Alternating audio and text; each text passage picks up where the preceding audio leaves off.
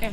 So we are the architecture students from Germany, Karlsruhe, and our semester started in October. So we then started designing our sculpture, and then we came here on last Monday.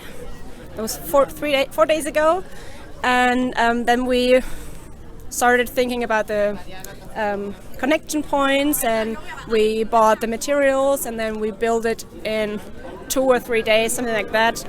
And we had a little bit problems because we didn't have enough cords, and then we needed to buy more cords, and then we didn't have the right color, and we didn't have the right wood, but it all worked out fine, we think, right? Yeah, you're right.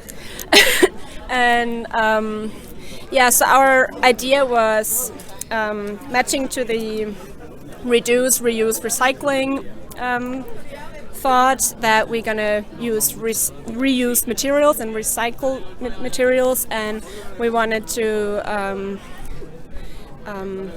translate the wave into an architectural motion. So these chords are standing for ocean waves, and then we wanted to make aware of the waves of this ocean. So that's why we put plastic and cans waste into our structure. And so if you look from a certain point, you can actually see the bottles swimming in the ocean.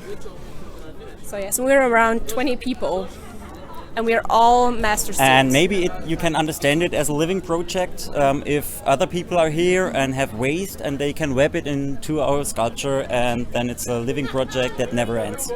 And it's the three of them is one clean, one wasted, and maybe we match it to clean the ocean sometimes. Yeah. So